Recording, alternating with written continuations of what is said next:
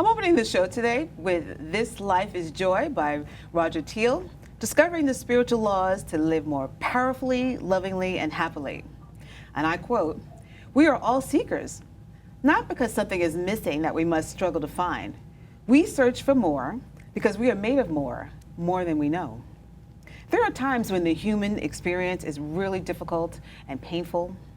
Know that there is a pathway of life mastery that could not only free you, but also evolve you. This show is about enlightening folks so that they discover what they need to do in their lives to make each day better and thus on their way to living a better life. Hi, you're watching A Better Day, A Better Life, and I'm the host, Debbie Givens. Good day. I'm speaking today about life, and here are two people who have come into my life recently, and not without affectation, even though it's been very brief. I have with me Mr. Stephen Rodgers, nurse practitioner, and Mr. Stan Watson from Yeshiva University. And they're both here to share something about life for us to learn from. Steve and Stan, welcome to the show. Thank you, Debbie. I want to I read Facebook a lot, and I've been reposting a lot of quotes that I see on my own pages. There's a page for the show, by the way, folks. We are not here to just work in a job and pay taxes then die, and there's more to the quote, but I posted a comment that we are actually here to work on ourselves and also to help others, particularly the others that are less fortunate. And a number of people have liked that particular comment, and so I'm feeling very heartwarmed about that. But I just wanted to run that by you, gentlemen. Steve, I know you from having gone to a shelter, a women's shelter. You are a nurse practitioner, and I'm sure that you've spoken to many women there at the shelter and in your other, the other places that you are employed. Now, you were doing a medical evaluation on me that day, and you asked me the question, "Why are you here?" And normally, you know, the medical exam would only be, you know, maybe 10, 15 minutes, but we spoke for a good 45 minutes. And, you know, "Why are you here?" turned into a big philosophical and psychological discussion. Why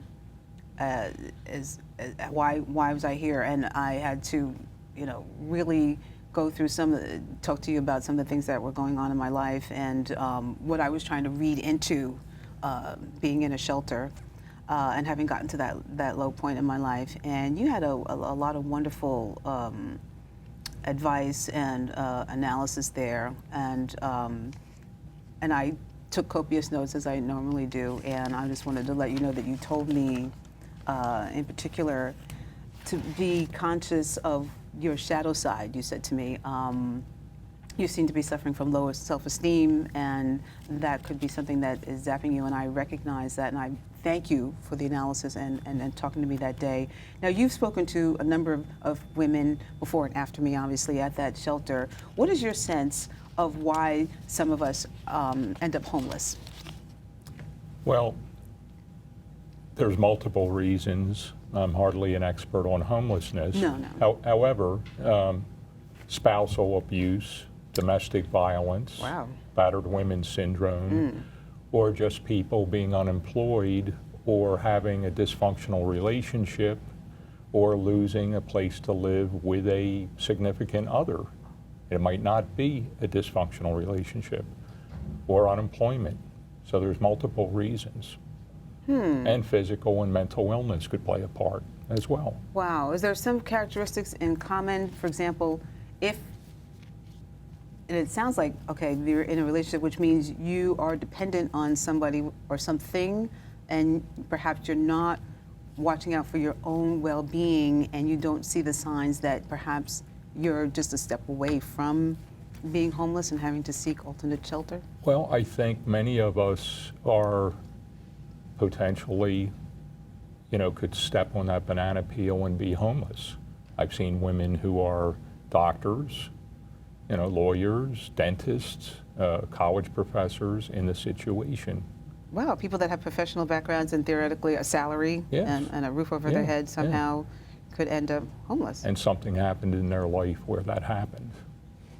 Now, would you say that perhaps if you, and I assume that you've spoken to some of the people that came to you or that you came across in these shelters and other practices, that you get a sense that there's something behind that story of, well, I'm homeless because I don't have a job, or I'm homeless because of something happened at home. Are you sensing there's other issues and some underlying things that are going on in that person's life?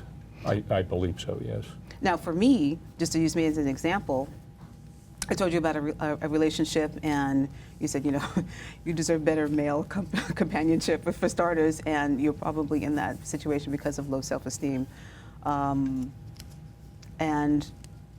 I'm trying to remember if I explained to you my work situation. I hadn't been working since for at least 8 months when I met you, and it was a surprise to not have been working that long. Many people are entranced by my resume, but it's very easy to not be employed. Mm-hmm. But it's the underlying issues that lead to that, because not everybody is unemployed, and they may have low self-esteem, mm-hmm. but there's, what I'm trying to get at is that there must be layers of things going on that the person is not aware of, mm-hmm. and until we address that, we are just, let's step away from the banana peel, or we hit the banana peel and we come crashing down. Yeah, well, what I said to you, my observation, I'm not a mental health professional. I don't see myself in that light. I'm more general medicine. And I recommend that many women take advantage of mental health services, either with a talk therapist or a psychiatrist or a social worker trained in therapy to help people with these issues, or even group therapy, and to connect, as you mentioned in your opening comments on the book, to connect with a greater power source through other people. And you could call it spirituality, or if you were a agnostic or atheist, you may refer to it as something else. But you can lead a better life, and you can connect yourself with people who are going to be more upbeat, and not in a superficial way, in a deep way that can transform your life. And I think that's what your show's about. Right, and also to get people to pay attention to their issues. Obviously, in talking to you and talking about the other relationship, that I spend more time analyzing that situation than myself. And so getting to a point where I find myself homeless and without a job is a surprise, because I should have, well, not a surprise, but it might be a result of me not doing my life homework, which is to understand what makes myself tick and to pay attention to my inner self, inner work, and and then that would help me with some of the reasons that I'm not employed. Mm-hmm. Well, and with these other women that you have come across, particularly at the shelter that we met, they might have been in those situations with some of the same symptoms or some of the same underlying issues, mm-hmm. that I had, and it produced the same result but came from a different, mm-hmm. life situation. Yeah. Do you find that? Do you find that perhaps most of these women suffered from low self-esteem, low self-worth, and not being connected to their own power, their own inner self, and it translated into being into situations where, then they find themselves homeless? Again, when I mentioned low self-esteem, that was just kind of a flippant comment that I made, and it's not meant to be a deep observation. Okay. I'm sure there's a lot of other things going on that can't be worked out in a very brief medical consultation. People should connect with an emotional support community of some time. And, there's Alcoholics Anonymous that helps people. There's Weight Watchers, which I'm a member of, and I lost 70 pounds through that. Wow. Yeah. So you can improve your life. And so you can beat up on yourself by reflecting too much. And some of that perhaps is not a bad thing, but you want to get into a situation where you're reaching out to these greater aspects of life to become a self-actualized human being, as Abraham Maslow would put it, the great psychologist. Oh, I'm glad you mentioned that and that you said that. Because I think we spend a lot of time being too busy trying to have things in life as opposed to do things and to be, again, connected to the inner self. Because, again, the point of the show is to point people in the direction of doing their inner work and to evolving, because that's why we're here. We're not here to get rich. We're not here to be famous. And we get fed the wrong information in the media and television in particular, you know, with the shows and whatnot. And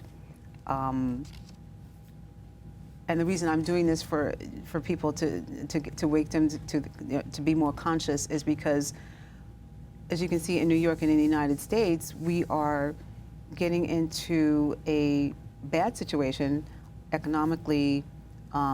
There is an effort to get rid of the middle class, and we're either going to be very rich or we're going to be very poor. And if we don't connect with what we do well, and if we don't make the inner adjustments that allow ourselves to sell ourselves as entrepreneurs, because there's not going to be jobs. It's going to be to the point where you have to have a skill, at least, and you have to sell yourself to other people who are willing to pay money for that skill, as opposed to being able to, you know, take a job at the post office and, you know, retire from it. That sort of thing is a thing of the past. And that's one of my messages, is which we have to become individual entrepreneurs, and we have to be, you know, use our talents and skills that we've been given and we've developed. And some people are not in touch with what that is. And so I'm trying to awaken everyone. I'm trying to, hi out there, I'm trying to get you to become aware that things are changing, and, you know, going to college and getting a college education and then turning around and trying to use that degree is going to be harder. Someone informed me that even a bachelor's degree is not going to be sufficient to get you a decent middle-class salary, and you're going to find yourselves, or we're going to find ourselves, doing jobs that our degree wasn't meant for, and usually at a lower economic level. And we're finding ourselves being pushed into a lower economic level. To think that fast food workers are protesting and demanding to be paid $15 an hour, and you know that tends to be a low-paying job, and it tends to be an entry-level job. It just points to the fact that there's becoming a divide here. So, getting back to the homelessness, and there's going to be a lot more of it. They're quoting figures in the newspapers in New York, not blaming, but saying that under de Blasio there's more homelessness, but it's really a leftover from the policies of the Bloomberg era, being that it was 3 terms. Oh, Debbie, may I add that you know, I think it's important to work on your spiritual transformation and trying to achieve self-actualization.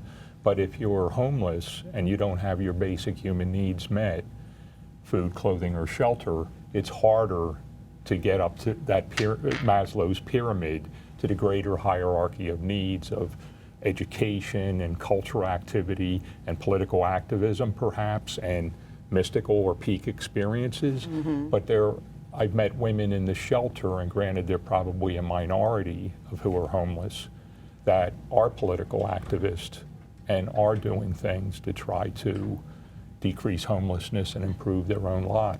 Their own life, and everybody's in general, because we're all kind of in the same boat. Exactly. Interesting. And it's funny because someone mentioned that to me, almost exactly what you said, which is it's hard to work on yourself spiritually and to evolve and to do the inner work when you're in basically survival mode. Well, and as Ben Franklin wrote, and I quote this sometimes to women, and they probably think I'm crazy when I mention it, God helps those who help themselves. You often hear that, and I wonder if the extension on that, or if he was thinking like we do, which is God helps those who help others. Yeah. At church, I'm at Unity Church of Practical Christianity, so they combine metaphysics and philosophy and psychology. And the most blessed people in our church are the prayer practitioners who sit with you after the service and help you pray. Their life increases by, their good fortune increases by helping others pray to God. And so you want to help yourself, and when you do want to help others if you can. My tendency actually was to do the opposite. I was helping a lot of people, others, who seem less fortunate, but who may have been taking advantage of that and not been helpful to me. And maybe I've been in a toxic situation with them. And so I've had screamed at me, "You help yourself, help yourself. Don't stop trying to save this one, stop trying to save that one, and help yourself." So there's sort of, not opposition, but there's two opposite Well, part of working philosophies. on yourself and your own needs is not necessarily being against the community at large. I think community building, a community service is a very important part of a self-actualized life, and to live by a moral and ethical code as well. It's interesting you use the word community. I want to address Stan right now. Okay. You and I met on the subway. Believe it or not, I was reading a magazine and you saw an advertisement for a new medicine for Yes, people ma'am. with MS, and it caught your attention and you started talking to me, and you continued to talk to me, and you had mentioned that you were, now I believe the story was that you were in an Army medical unit? Yes, I was an Army medic trained at Fort Sam Houston in San Antonio.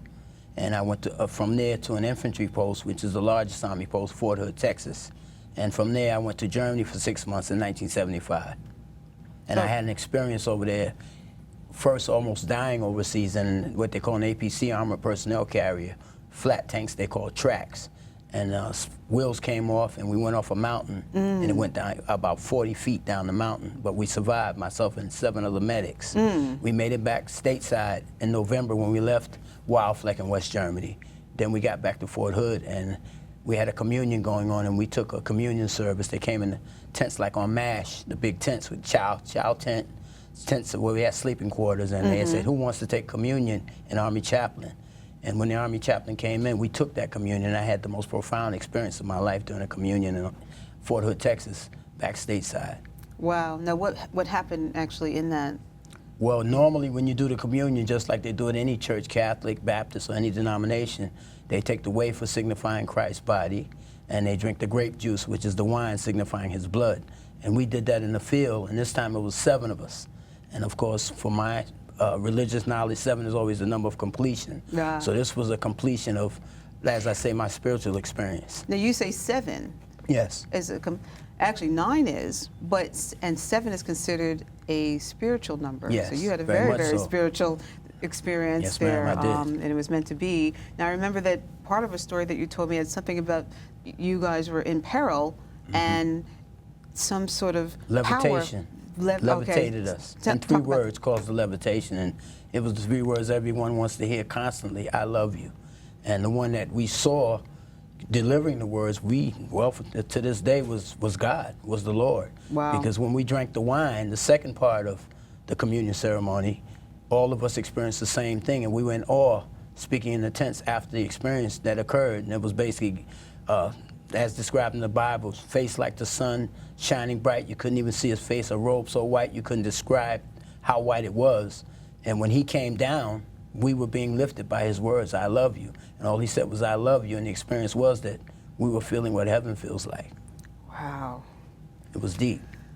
And that was in 1975, after almost dying overseas.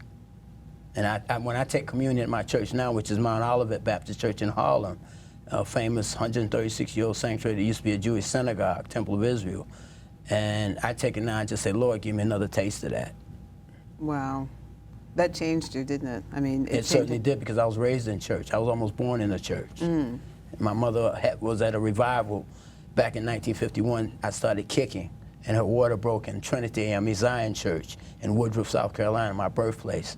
They rushed my mother. I think my Uncle Dump or one of them said, we better get Liza to Ivy's house, which is her brother. And he witnessed me born that night, which was a Friday the 13th, Whoa. between 10 and 11 at night, in my grandfather's house, my mother's father. I was born in the corner, and that house is still there. My uncle is now 80 years old, and the whole town of Woodruff celebrated his birthday in January. He was in the Navy 4 years after I was born. The only Navy guy I ever liked. Wow. In the Army and Navy thing. Yeah. My father was in the Navy, and my formative years and my early years. So I could see that, there'd be that kind of rivalry. And I've had various family members and cousins, in the different services, and I suppose there's... I was mostly Army. Yeah. Father So, and uncles. I guess I have to World put in War a good II. word for the Navy. But yeah, that's a profound experience, and I think that, I don't know, maybe you feel more grounded because you feel loved. Yes, and always, every day. And not just because of that experience, but because of my whole life experience. If I started out picking cotton when my late grandmother died when I was 10 and 61, Abigail Watson, who my sister was named after, both my mother and my grandmother. And that experience, I left 2 years after that cotton picking experience and came to Spanish Harlem. So I was raised on 125th in Lexington, because my father actually bought a room on 2036 Madison Avenue across the street from All Saints Catholic Church, which is still there. And he put and it happened one night, he put a sheet to separate the children, us, from him and my mother, his wife. So when he found the 3.5-room apartment, which is now Raymore and Flanagan on 125th Street, the furniture store, at 131 Lexington Avenue, we moved to an apartment. And then ultimately moved around the corner to a 6.5-room, which I believe was $60 a month. And that's now the Dixon Apartments. Well, what interested me in the story is that it seemed to give you the outlook on life that I see you carrying, and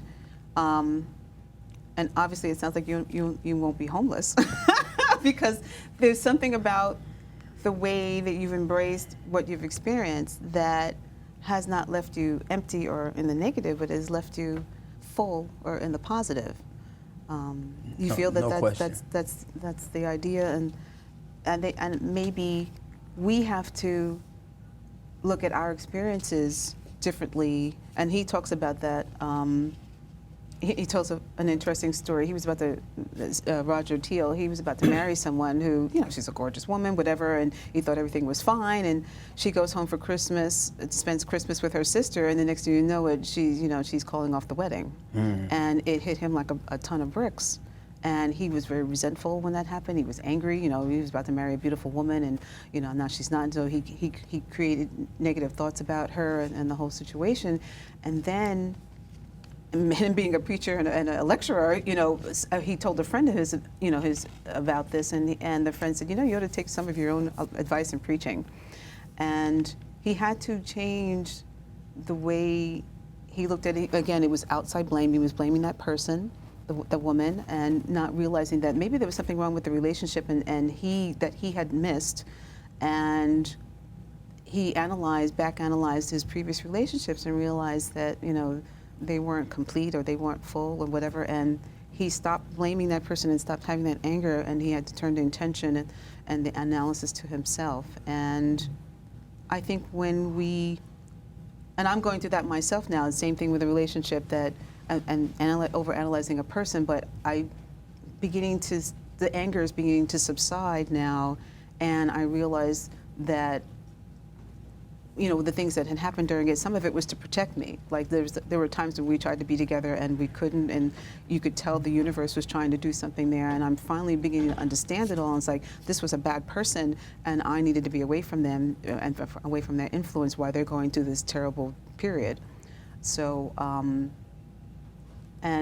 we have to get to that point where we make the adjustment and we start to accept what happens to us and get rid of the anger, because I think homelessness is about anger. I've been saying that for years. When I see people that are homeless, I just think that's anger. That's something that they haven't recovered from or gotten over or accepted, and they're willing to accept now that they're homeless, that they're in their position that they're in now, and they'd rather have that than make amends or evolve, grow up, whatever it is that has gotten them into that position. So I'm not sure what it is I might have been angry about that led me to end up, being in a shelter. I do know that when I took a look inside, and of course I've had to do it through therapy and people asking me questions, including you, Stephen, and that's why I'm so grateful for the time that we had. A 15-minute exam turned into a 45-minute philosophical, psychological, and spiritual journey. Just for your listeners, most healthcare providers, we don't have the luxury of that amount of time to discuss these issues, but I think we might have a slower day. but it was, as a healthcare provider, it was a rewarding experience for me as well. Wow. Because I think healthcare is more than just talking about how many pills to take, and because that kind of bores people after a while. It's to search for and try to strive for what you're trying to do with the book and the show, which Stan mentioned, is to get to some of these peak experiences in your life where you can become better. And I think that can be done. I think so, and it's just it takes awareness, it takes consciousness, and it does take a lot of input, advice, resources to get there. I was Facebook. I'm a big fan of Facebook because of the quotes that have been coming to me that I save for other people to to be exposed to. We're running out of time, and I wanted to put this forth to you guys in the audience. As you grow older, you start to understand more and more that in life, it's not about what you look like or what you own. It's all about the person you've become. I like the person you've become. I'm evolving, Debbie, slowly evolving as I age. And that experience at 24 is now 40 years ago, come September 13th. So I know I learned the greatest thing I could learn, that you're loved. And I've known it since I was born, but that corroborated everything I was taught in South Carolina to the present. And Steve, how do you feel about the person you've become? Do you feel you're evolving, and life maybe mentally to you or emotionally to you is better now than it was when you were younger, last year, or how do you feel? I think you see, as an older person, you see the world as sometimes a younger person and not realize that you have gotten to a certain point in your life. But I think the nice thing about aging, assuming you have relatively decent health, is that you have some experience that might not always translate into wisdom. Right. But it's experience, and it has some value. I won't say anything more than that.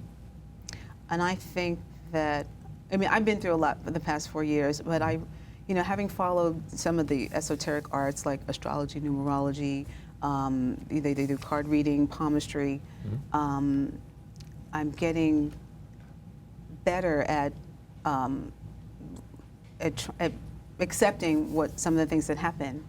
And I'm slowly growing myself, I'm slowly evolving. Some of the growth I'm doing I should have done when I was much younger, but I accept that it's happening now, and I just hope it goes faster.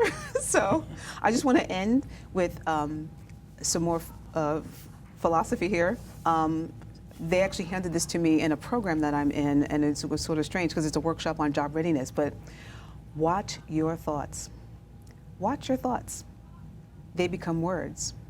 Watch your words. They become actions. Watch your actions. They become habits. Watch your habits. They become character. Watch your character, for it becomes your destiny. So develop good character. And it starts right here on A Better Day, A Better Life. I want to thank everybody for tuning in. Steve, Stan, I want to thank you gentlemen for joining us to talk about life. And I'm sure that the audience has been enlightened, and is that one thing that they've learned from here that will help them, it's all the better. So I want to thank you guys profusely for coming on the show.